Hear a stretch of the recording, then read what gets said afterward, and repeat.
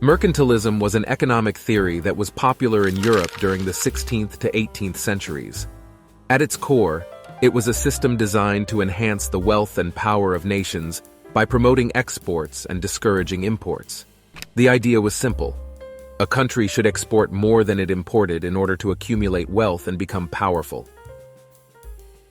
During this period, Europe was undergoing significant changes.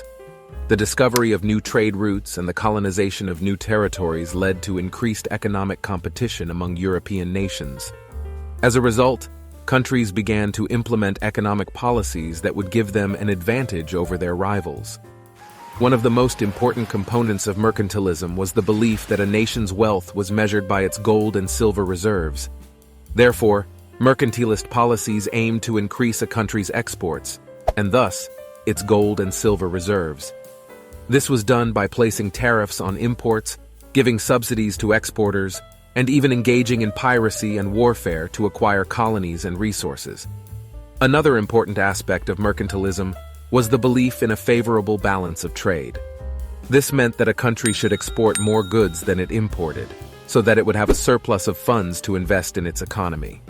To achieve this, countries often set up trading monopolies and restricted imports, which limited competition and protected domestic industries. In addition, mercantilism emphasized the importance of manufacturing and industry.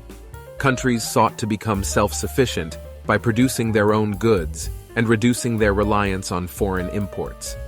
They did this by providing incentives for domestic production and enacting protectionist policies that hindered foreign competition. One of the most notable examples of mercantilism in action was the British Navigation Acts of the 17th century.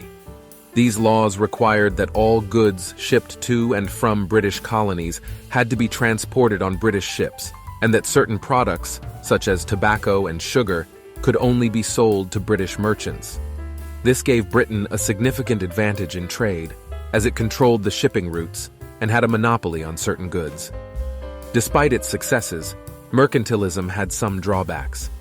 One of the main criticisms was that it focused too heavily on accumulating gold and silver rather than developing industries and investing in infrastructure.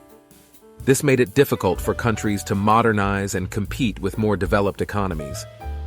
Another criticism was that mercantilist policies often led to conflict and war, as countries competed for resources and markets. This was seen in the numerous conflicts between European powers, such as the Spanish Armada and the 7 Years' War. As time went on, mercantilism began to lose popularity, as economists and thinkers began to question its effectiveness. The rise of Adam Smith and the publication of his book, The Wealth of Nations, in 1776, marked a turning point in economic thinking. Smith argued that free trade, rather than protectionism and mercantilism, was the key to economic growth and prosperity. Despite its flaws, mercantilism played a significant role in shaping the economies of Europe during the 16th to 18th centuries. Its focus on exports, manufacturing, and industry laid the foundation for the modern capitalist system. Many of the economic policies and practices that were developed during this time, such as tariffs and subsidies, are still used today. Overall, mercantilism was a complex and controversial economic theory that had a profound impact on the world. Its legacy can still be seen in the way that nations approach trade and commerce today. However, its flaws and limitations serve as a cautionary tale for those who would seek to promote protectionism and nationalism in the modern era.